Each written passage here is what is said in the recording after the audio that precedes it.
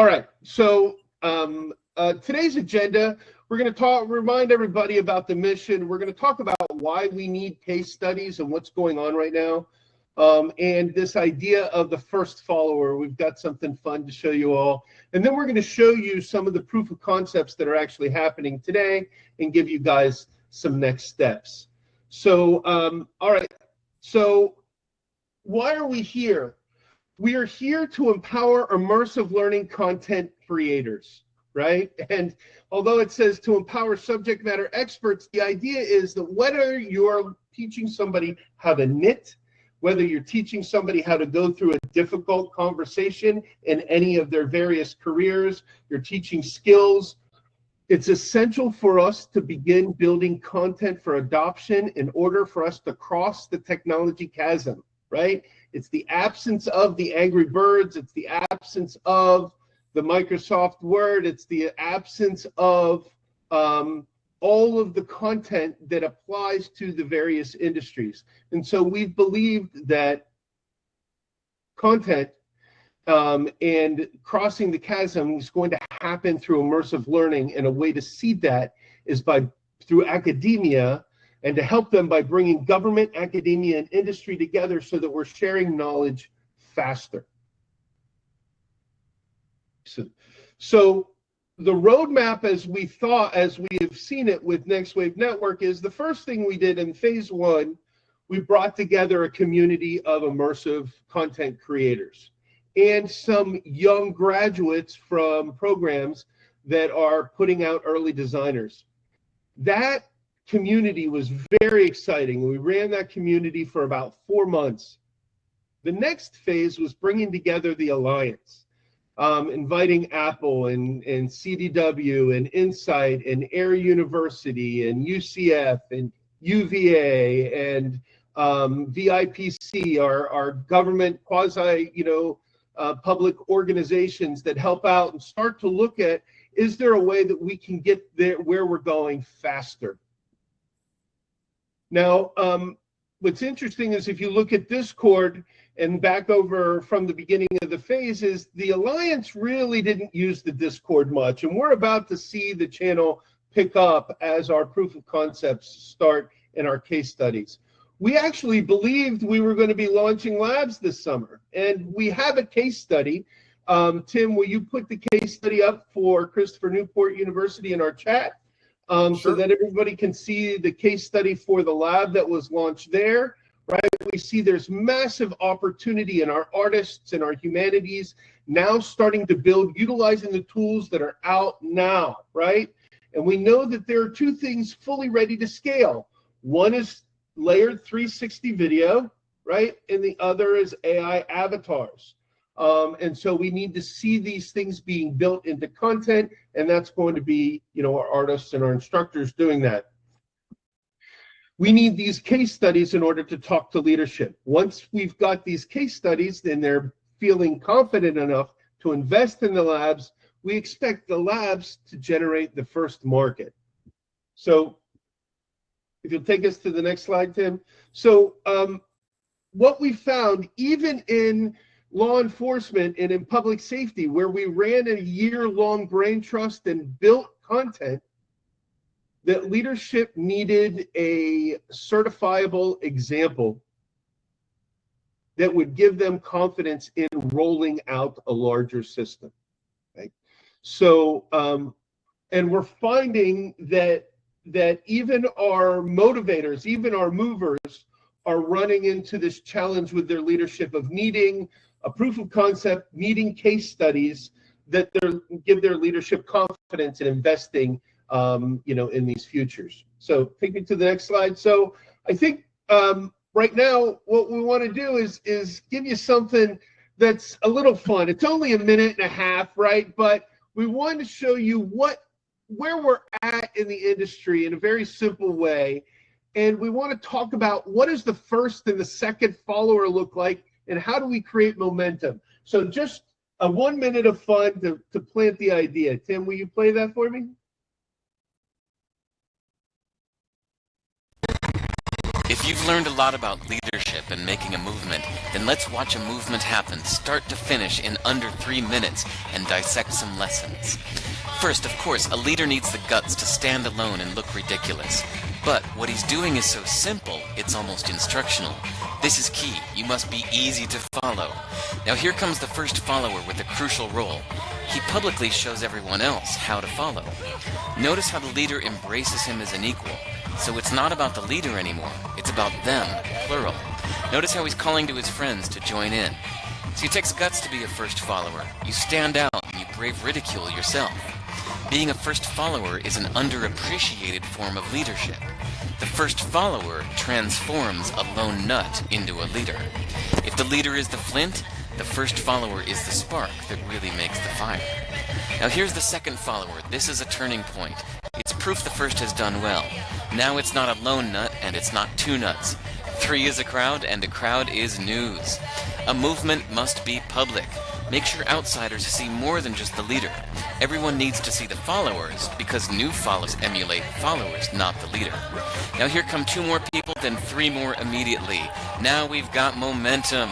This is the tipping point, and now we have a movement. As more people jump in, it's no longer risky. If they were on the fence before, there's no reason not to join in now. They won't stand out, they won't be ridiculed, and they will be part of the in crowd if they hurry. And over the next minute you'll see the rest who prefer to stay part of the crowd, because eventually they'd be ridiculed for not joining. And ladies and gentlemen, that is how a movement is made. So I'd like to now introduce you to a couple of our crazy dancers who are out there dancing first for us. First, of course, Christopher Newport University is our case study for labs. But I want to really point out some of the leaders that you might even reach out to or play with. First, of course, Dr. Clayton and Air University and Vector have lent us significant knowledge and collaboration. So, Andy, I really want to thank you for that, working with us over the last 6 years, working on the taxonomy, refining that with your commanders, with Dr. Obaid and Shenandoah University. And then, go ahead, Andy, you want to say something? Yes. No, sorry, JJ, I didn't mean to jump in. And now we're even moving more into not just here at Air University, but the taxonomy has now, I think I mentioned it, has now informed Air Education Training Command, our supervisory organization for the Air Force, where all education training sits, where they are developing the AETC XR strategy for all of AETC. I've briefed several times on the taxonomy, and it's now informed and is part of the actual XR strategy document for all training education units across the Air Force when they're developing curriculum and doing acquisitions of XR technology, which is what DOGE and Congress told AETC to do. We now have a strategy in place that will be kind of the policy and the guidelines and direction and the strategy. But the taxonomy was the first framework that was brought into it, and it's actually now part of the is still in draft. It's still going through its senior leadership decisions and stuff like that. But the committee Tiger team, it's the first part. It's informed use of it. Andy, it's so exciting, man, to see a real inspirational product being built. And I want to thank you and Chris Allen for joining us and and helping us develop that. And I want to thank you for working with UCF, who's developing the AI taxonomy that scrapes the syllabi and delivers answers to them. So please continue to teach us, man. You're helping us all move forward faster. As far as UCF goes, UCF is stepping into a major position as a first or second follower. They have Caius. Is Caius with us today? Yes, I'm here. So the admin for Next Wave Network, Caius Rosella, has been hired by UCF as a learning experience designer to start building these things that their syllabi are coming up with, right? So, and we're talking about across campus, right? So now it's not, for the first time, we see a university really attacking their curriculum. And Andy, as you know, we're ready to build curriculum now, right? I know. So what we need is an organization that fully invests in the pieces that have already been vetted. But Kai, will you tell us about what you're going to be doing with UCF? Absolutely. So, hello everybody. I'm Caius Frisella. If we haven't had the chance to meet, I help run and create Next Wave Network. UCF has hired me as a learning experience designer. Our goal is that I'm going to meet with the different departments and go through their syllabi and find where learning experiences can sort of be slotted in instead of maybe a lecture or something else entirely. The goal is that I'll then help design an experience with them alongside them, making sure that it's meeting what they need and still ends up immersive and able to be used. We're going to be ranging from using things like Orchestrate, creating some one-off experiences, and we're going to design with the different departments, and then either me or some of the other teams that are at UCF are then going to develop them as we sort of come up with them. The goal is to sort of pump these out. And as we go through the process, I've been given permission to share my progress and the work that we do on the projects through the Next Wave Network. So anything that we build will be able to be shared. Any lessons that we learn will be able to be shared. And it's sort of going to be like one of those, you know how you have like blog posts for people who post like working on projects. So like, oh, follow our blog, where the blog is going to end up becoming Next Wave Network. So as we make changes, as we make new projects, you guys will be able to follow along alongside us. Thank you so much, Kai. You know, I believe you've built a ambassador program already. Will you post that on Next Wave Network or up it again so that we're going to start giving away our knowledge? Andy, and just embracing everything you and Air University has been doing, I'm going to start giving away everything we know about labs so that people can follow. Yeah. Well, and JJ, I was kind of, Caius, I was thinking as you were talking about that, because I just, over the last couple months, have developed 3 2-day in-person workshops. One of them was on the immersive experience taxonomy itself. The second one was on learning experience design. And the third one was on immersive experience design, kind of it's somewhat similar to LXD. But we had these 2-day workshops. I have all that content. Guys, I'm just thinking out loud if there's potential with the UCF faculty and staff between like you have the skills that I don't have of the development side. I have some of the skills of the academics of what LXD and IXD and the taxonomy are.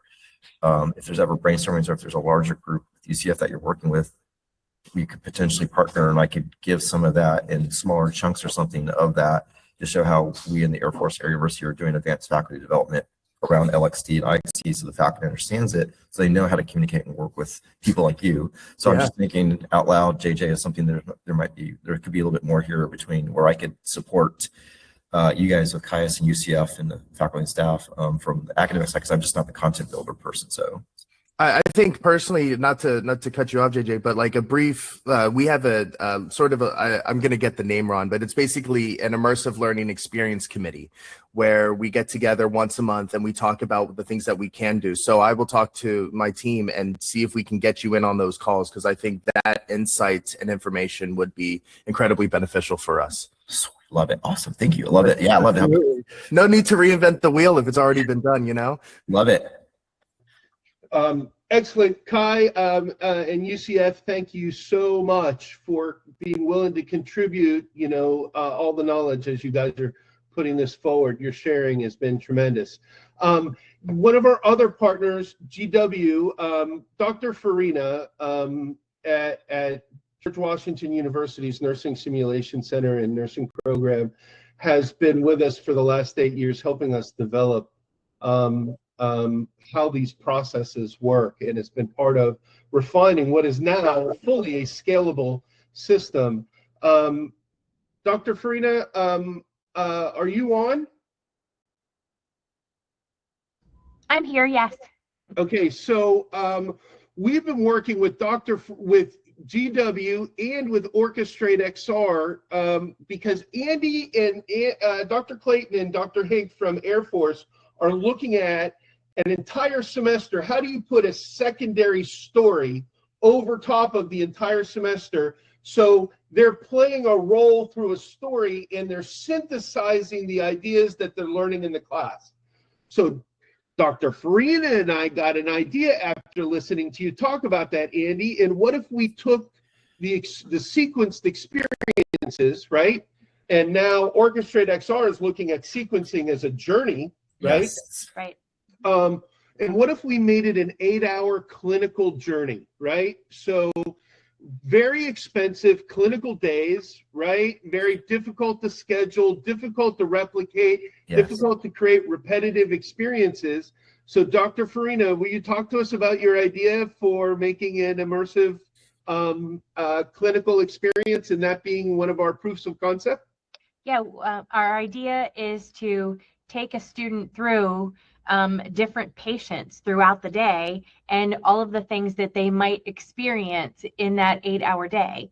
And in the sequencing, they need to make decisions like prioritization and specific nursing interventions. And so that is the idea, is that students will get the experience of the day, all of the sounds, all of the interruptions, all of the things that happen, while at the same time making the clinical decisions and planning nursing interventions for their patients as they move through.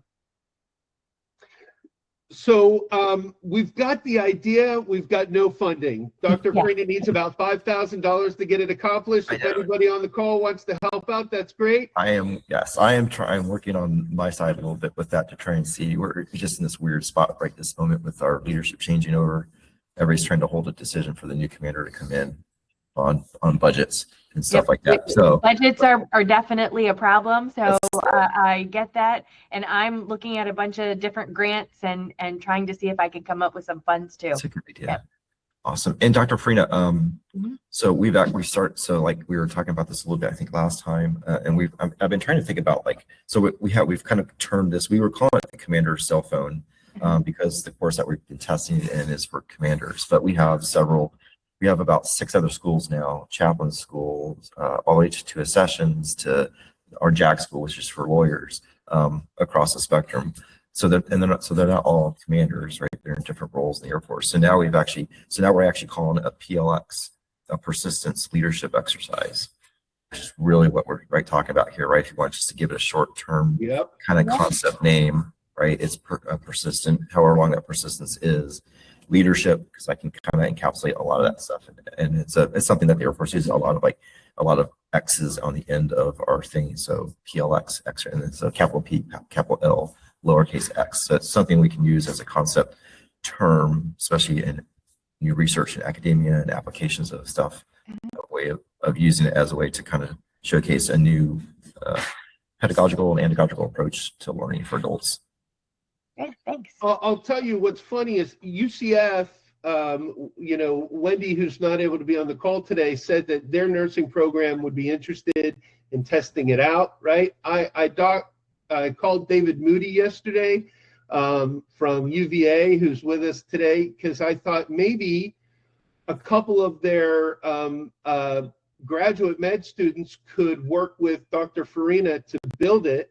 And maybe it could be right, because once the process is designed, you plug and play, right? You just shift it. Once we build the template, this very expensive thing can be efficiently and data collected on. So anyway, I just want you to know, Dr. Farina, I've been reaching out to trying to find funding, because I think the significance of it is massive. Thanks, I appreciate that, and we're looking for our funding as well. So hopefully we can scrape these funds together.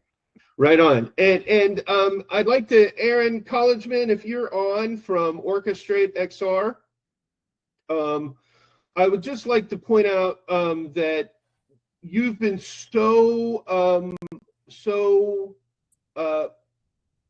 helpful in working with us to build functionalities, to build new solutions to real world problems.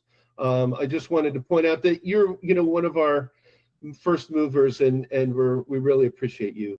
One of our other proof of concepts that's happening, and we'll show it next time we get together at our next Alliance meeting, is an immersive history experience. We've got some renowned historians, and Shenandoah University has backed the proof of concept for something called Valley of the Shadows by Ed Ayers, the historian Ed Ayers.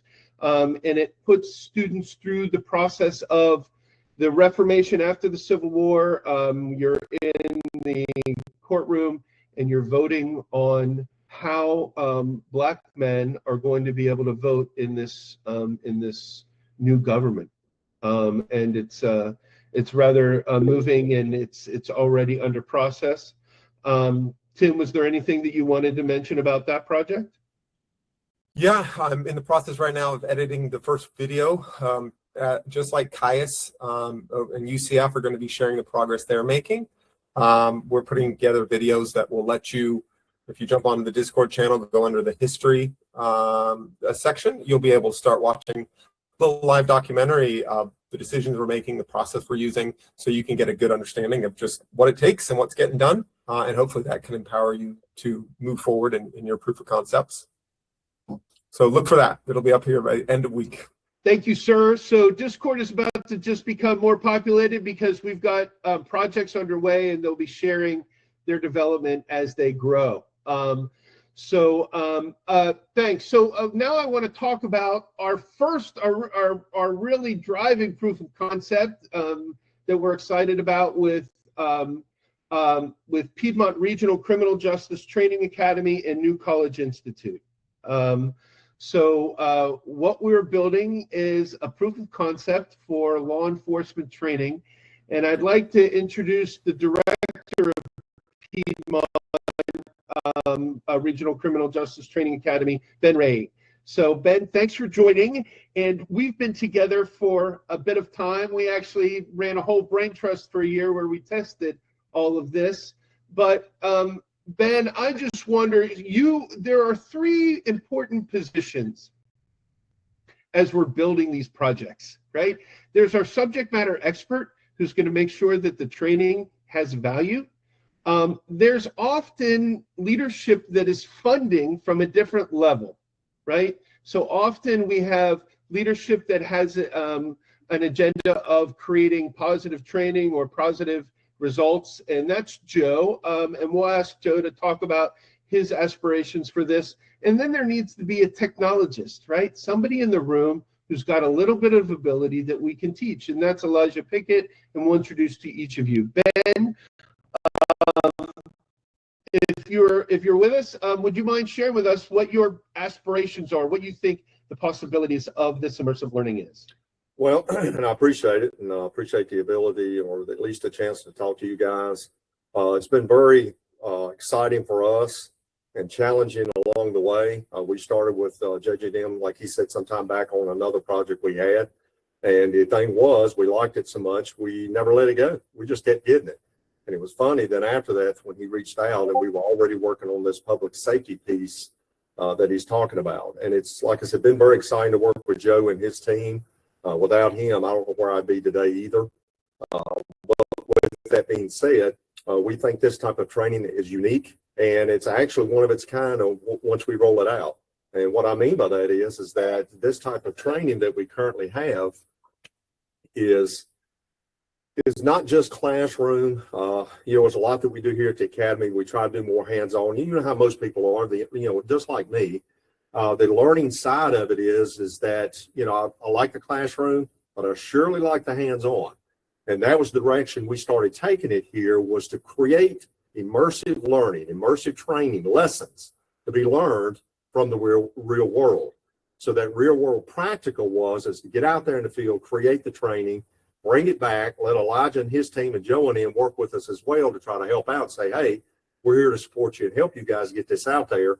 And it's, like I said, it's going to be one of its kind, because it's more of not just classroom stuff. We have a little bit of that, I get it, but you kind of have to. But we really, with this though, with this immersive side of it, of getting out there and truly taking a snapshot of the real world and watching people do the job, I think you're going to get more people immersed into the training and more learning from that particular type of training.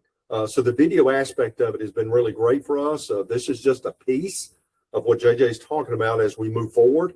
A lot of this training is not only going to be just for our folks, it's going to be across the board, and it's actually be state. Once this one, the one he's talking about right here in the background, once we're finished, and we're getting there now as we speak, it's very exciting to see this kind of come together finally, is that this is going to be available to everybody out there, including our training platform that we give to all our member agencies. We have 13 member agencies and roughly about 850 students. So I think this is really great. I think it's a different type of learning, but it's a great type of learning. And I just look forward to it. I really do. And just appreciate the opportunity. What I've been surprised with, Ben, is how, and I don't want to say this wrong, Okay. but how easy this has kind of been. Oh, yeah. Right? Like transitioning, and of course, we're not doing everything yet, but the other beauty of it, Orchestrate XR, you've created a system that can iterate in, right? Yes. In the past, as I've been a filmmaker and I've made educational videos, once they're done, you don't change them, right? They don't alter. The really lovely thing of what you're building is that we've already talked about future iterations once we finish this first one. Oh, absolutely. So thank you, Ben, and for having, I mean, and it sounds crazy, but the courage to be a first person to step out there. I'll tell you, Dr. Farina sits on the advisory board for the state of what should be accepted for clinical hours, right? And so they're going to be looking at what you guys are doing in law enforcement to recommend across the state, you know, and other accreditations. So you're leading this. Thank you, sir, for that. Yep. Elijah, would you mind jumping on for me, sir? Yep. Hey, Elijah. Hey. So, Elijah, in the last 2 weeks, you've inherited being the person to build all of this stuff, right? Yeah. Have you done any of this before? No, I've never done anything with even videos at all. And so last week you shot with Ben in 360, right? Mm-hmm. I took some 360 videos of him teaching the lesson portions of these trainings. Well, I remember when I called, you guys were smiling and laughing when you got on the phone. Yep. So that tells me that you were not having a difficult or challenging time. No, I mean, it was pretty straightforward. It's really not been too complicated so far for most things. So first off, if you're doing live training and you're not putting in a 360 camera, you're losing thousands and thousands of dollars of valuable assets anytime you're doing that. So please stick a 360 camera inside of your live training. That is the valuable beginning, right? And it's also how we scale, because it means by not adding really much of a cost other than pushing a button on a $500 camera, now you've gained scale, right? And then, of course, once you add something like Orchestrate XR, or there's some others, and you layer, so now we've built a format with you, Elijah, right? So, Elijah, you have comfortability with computers and technology? Yeah. And that's about all it took for you to be able to build with this stuff? Yep. Wow. Thank you, sir, for sharing with us. It's Elijah, it's you, it's Caius, right? It's do you mind if I ask how old you are, sir? I'm 20. Okay. It's our 20-somethings that we need, right? And by the way, when you hire them, their skills in a year are going to explode, right? Elijah, what you're able to do 9 months from now, you'll be doing things that we have never even talked about, right? So thank you, sir. And for your courage too, in stepping in and jumping in. And you said something that I think is really important. We need to get in and we need to just create, right? Mm-hmm. Because the idea is we're going to create it, then we're going to look at it and say, oh, these are the things that are wrong with it, so we're going to make it right. And then after we make it right, we're going to make it better, right? Thank you, sir, for your hard work, right? And your willingness to play. You've been doing a fantastic job from everybody, man, just to let you know. Thank you. Joe, would you mind joining us? Certainly, yes, sir.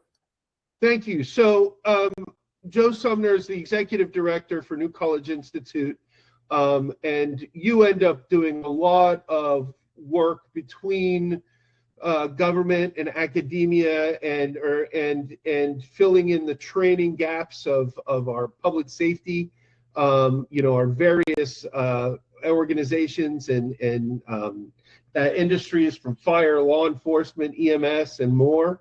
Can you tell me, sir, because you're funding this, why are you funding this? What's your vision for this? And what have you seen so far?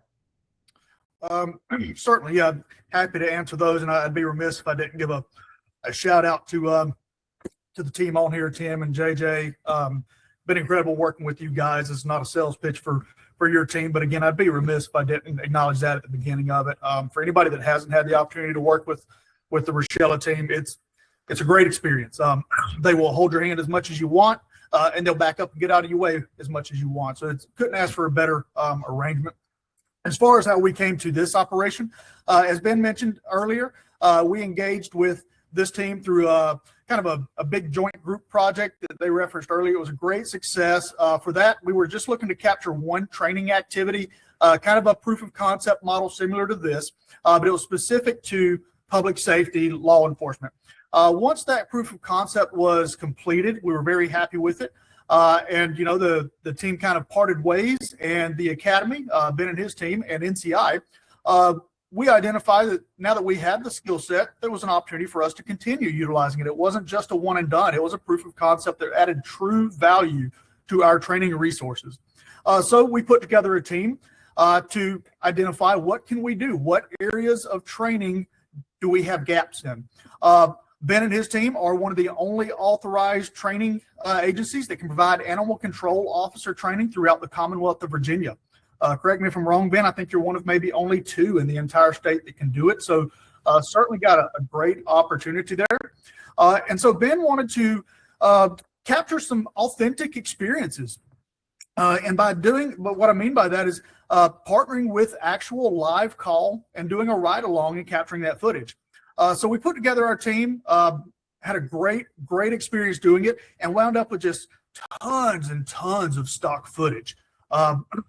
From there, we started implementing what we knew to be the process based on our first project, and then coincidentally along the way connected, I believe it might have been through Mr. Sadler at VIPSI, but reconnected through the Rochella team and recognized that as we were working on this project, parallel to this, the Rochella team and some others were looking to do exactly this same thing on a larger scale. So it worked out nicely, just the timing and everything being perfect, partnering with them on this. As far as the funding, I can tell you it's money well spent for us. Now, we are a little bit unique in our agency.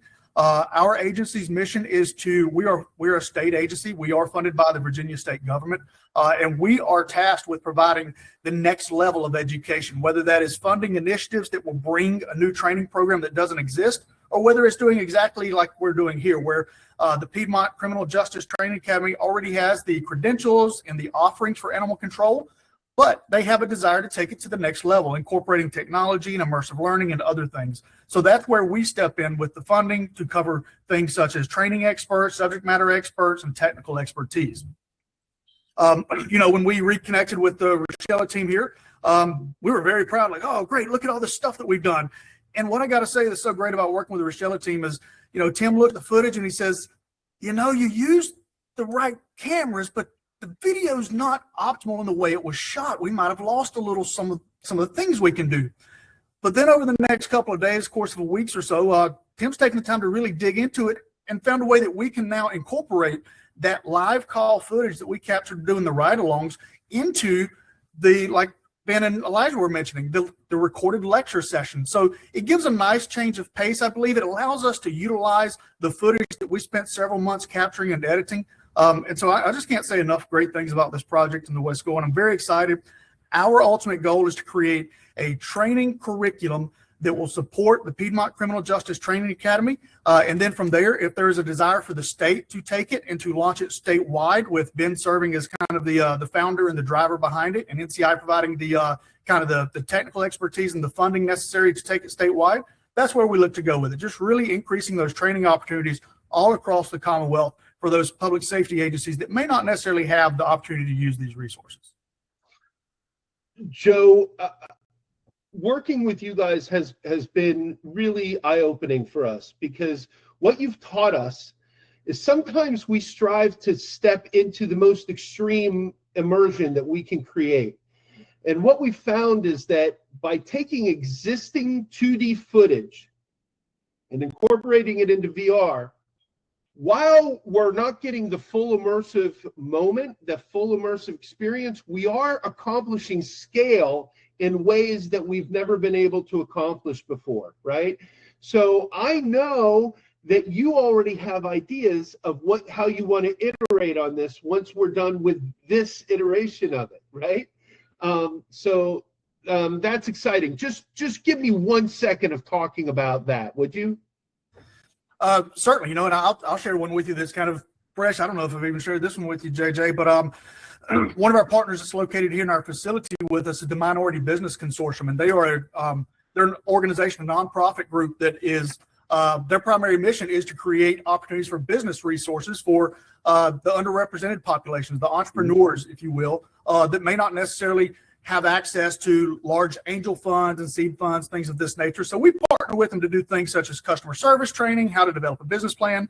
But their executive director come to me a couple of weeks ago and saw what we were doing and said, man, this is awesome. Could we do something maybe for, say, customer service training or front office personnel training? So what we're looking to do now is we've partnered with our Chamber of Commerce, and we've identified a couple of retail businesses that will let us utilize their space to capture filming. So once we complete the public safety, whatever Ben's got next on deck, we'll work on that one. But we're also going to branch off in a parallel operation and start pursuing some kind of smaller scale but much needed and heavily requested customer service training immersive videos that could range anywhere from a new employee at a high school, Chick-fil-A, if you will, all the way up to a career manager at a large big box retailer.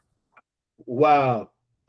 Just Joe, it's exciting, the idea that you guys are going to take what has been created and just grow from there, right? Exponentially grow from there. So thank you, sir. I appreciate all of your time. It's a pleasure working with all of you. Okay, Tim, if you'll take me to the next slide.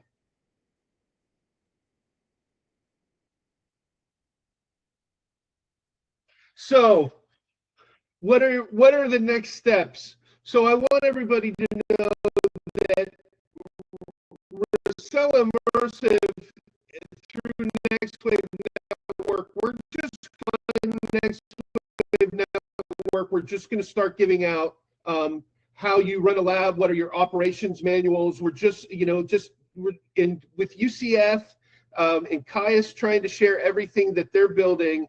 Right now, we're looking at the next 9 months as a huge knowledge share from us, just to give it away to get people moving forward. We invite all of you to do the same. The most important thing right now are proofs of concept and case studies, right? The things that leadership can look at and say, okay, somebody else has done this. We can call them up. We can ask them how they did it. We can ask them what their challenges were. We can try to avoid those challenges. I don't have to be the first person at risk, right? So if you have the proofs of concepts, if you have the case studies, share them with us now. If you have a proof of concept and you need somebody to help you build it into a case study and to share the news out there, please let us know. We're happy to help out with that. If you are stuck, or if you want to build something and you can't do it on your own, reach out to us. Like Joe said, we can help, right? And reach out, be active. The point is to not make it perfect, it's to make it, right? because it's going to be the second iteration. But these iterations, Elijah, they happen pretty fast, don't they? Right? I mean, the craziness of the speed of this system. So part of it is getting involved. Our next meeting will actually feature the history project, and we'll be showing off the Valley of the Shadows. And we will also, at that point, be finished with the Piedmont project, and we'll be prepping for an open showcase of that case study and proof of concept. So we'll be inviting all kinds of organizations, especially public safety, but we'll invite all of you and anyone who wants to see what they've created. It is hours of experience. So talking about stepping from something that's a 5 to 8 minute experience to an hour to hours of programming that carry with it hours of continuing education units for the viewers. I just want you to know what we're looking at, the size and scale. It's larger than anything I've done, probably even bigger than the Great Experiment. If any of you are looking at historical things, like we're working with the National Center for the Constitution on the Great Experiment, look it up if you're interested in stepping into the constitutional debates. But we want to remind everybody, this is the skin your knees time. Make it right, make it better, right? Don't worry about perfection right now, because your discoveries are valuable to the rest of us, right? We are in the process of discovering best practices. But the tools are here now. We know, we just spoke with Elijah, who is our 20-year-old technologist who's building all of this, right? And as you can see him, he's got a smile on his face and he doesn't look worried, right? So this is doable. The message is this is doable. The other message is reach out if we can help, and shoot if we're ready for an entire curriculum to be built, right? Where the proof of concepts are what is needed, but the tools are there. So we're here. Does anyone have any questions or comments for us? Is there anything we can answer, or does anybody want to know anything from any of the people that are on the call right now?